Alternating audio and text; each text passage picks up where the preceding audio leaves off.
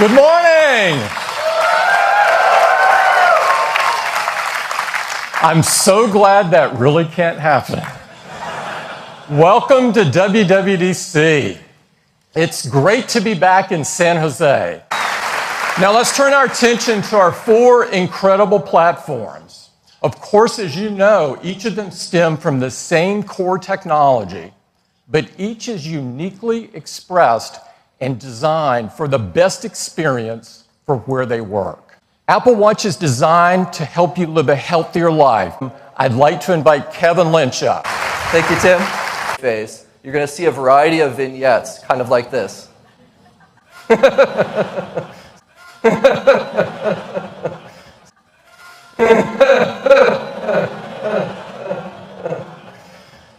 So just by taking a rest at the edge of the pool, we'll automatically mark each set of swimming that you're doing.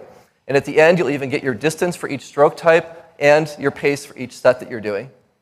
And we also are creating, it's great, the pool swim thing is very popular. Silence. Please welcome Tim back to the stage. Thank you. Thanks, Kevin. Thanks, Tim.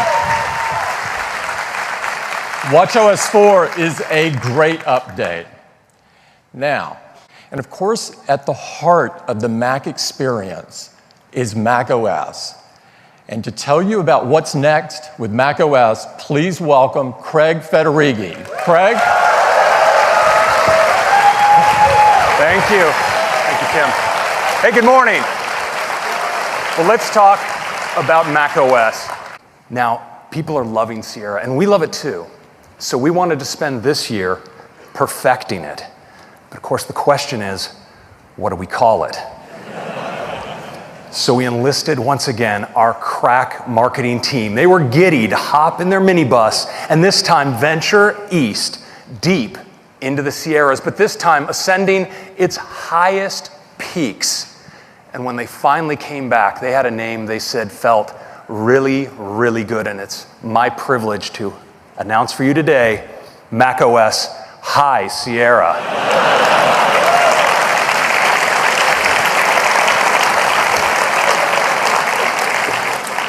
Now, we talked to the guys and we said this might be misconstrued, but they assured us this name is fully baked. So, now, High Sierra, probably our biggest area of refinement in High Sierra is in Photos. Now, yeah, Photos has some great new organization and editing tools. There's a persistent sidebar, but we've learned a lot working with developers on their adoption of Metal.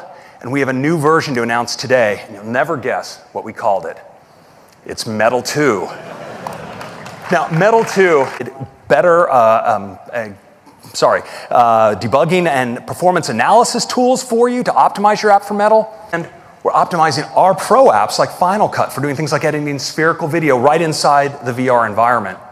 We're also working with Valve. They're bringing the Steam VR SDK to the Mac. And we've worked with Unity and Unreal to bring their engines for VR to the Mac.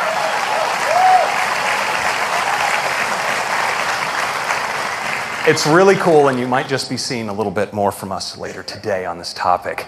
So that's a quick look at macOS. And I'm going to turn it over to our Vice President of Hardware Engineering, John Turnus, to tell you more about the Mac. Thank you.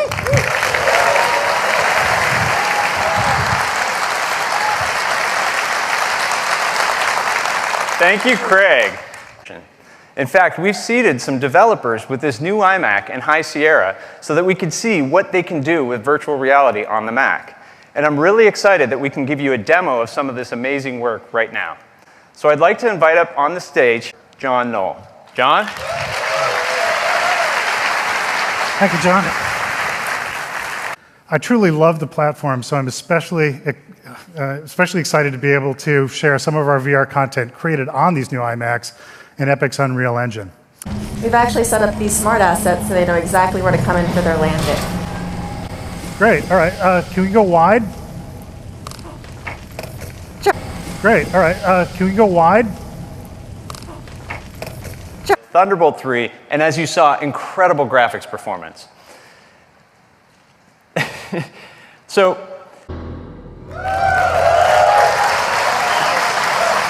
cool. So that is the new iMac Pro.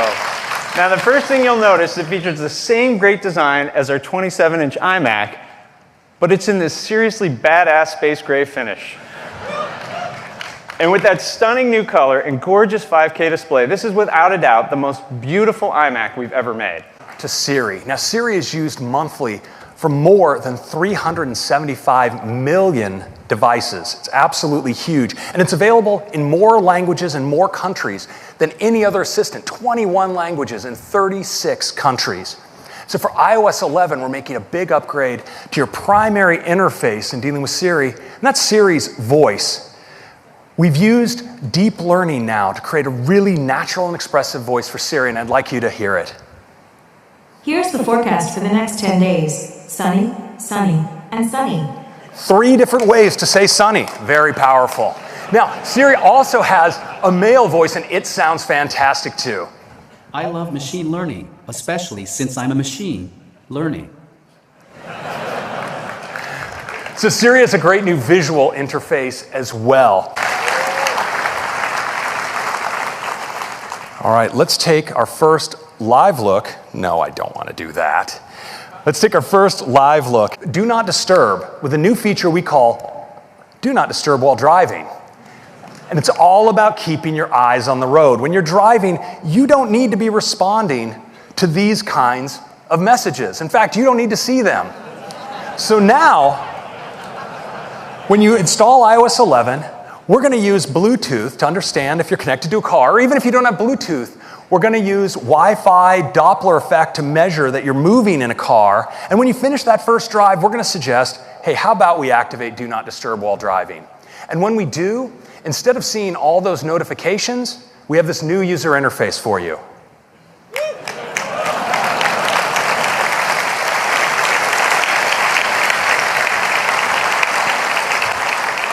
Is about the App Store.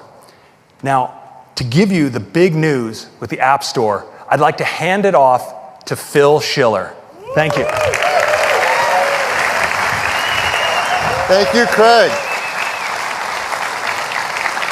You can read some of your favorite things up there. A big request from developers is called phased releases. That when you, woo for phased releases, come on. Phased releases means when you submit an app, you can choose if you want it to be phased over time so it doesn't hit your infrastructure all at once, and you can see how customers are responding to that update. What have we got here? Oh, here's a how-to guide about Visco. I use this app all the time. Let's check it out. This is packed full of useful tips. So even if you have an app already, you still might learn something new. Like, I didn't know you could use it to make animated GIFs or GIFs. Silence. Presentation. And I want to show you, when I go into the Recents view from the tab at the bottom, notice I get a view across everything, including that one inside a box. I'm going to tap into that keynote presentation, and for my final act, I want to show you how I can use files directly from the dock. Just swipe up. If I tap and hold, I get access to my recent assets. I can just pick this up, drop it down, just like that. And that is a quick demo of our productivity features on iPad. Now, for a look at all of these great new pencil features, I'd like to introduce the man who heads iPad software engineering for us, Toby Patterson, for a live demo. Toby. Good morning. I'm going to switch to a different note now because I want to show you how you can mix drawing with typed text and tables and all of Notes' other great features. This is a note that my young daughter shared with me as part of a school assignment where she had to work with her parents to develop an idea for a new app. Now, she asked me how many copies of our app I thought we might sell, and so I want to quickly draw a graph to give her some idea of that. I'm just going to press down here with the pencil to make some space for my drawing, and we can take that little grabber and open up some more room. Now, I am really bad at drawing, but I just love doing it. And what's great about drawing on the iPad is it works the same way as it does with paper. And that means it's really easy for me to draw really badly right here. Watch, I'm just gonna put the pencil down and just like that, zoop. It's so simple, and I think you're going to have a lot of fun rediscovering the joy of drawing. But let's move on now. So my daughter's learned a few things from me about how Apple works, and before I left this morning, she gave me an NDA to sign. I'm going to use the new document scanner and notes and my pencil to take care of that in a snap. We'll just tap the plus button here to bring up the document scanner, and all I need to do is point the camera at the piece of paper.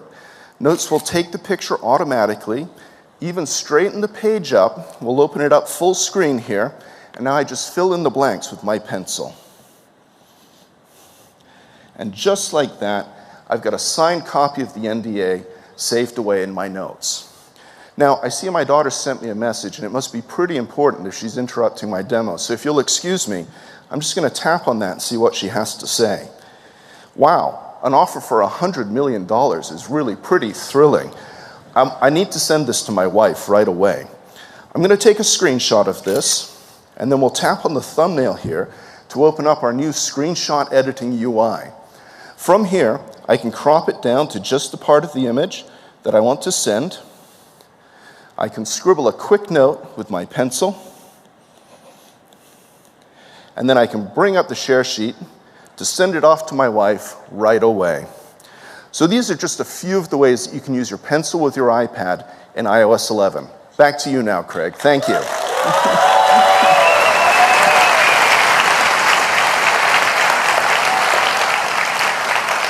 It is so great when your grade school child gets $100 million of funding. They do grow up so fast these days. Well, so these are some of the great new features for the iPad. And of course, they're joined by all of these other features you heard from earlier today. That is your update for iOS 11. I'm going to turn it back over to Tim. Thank you. Thanks, Greg.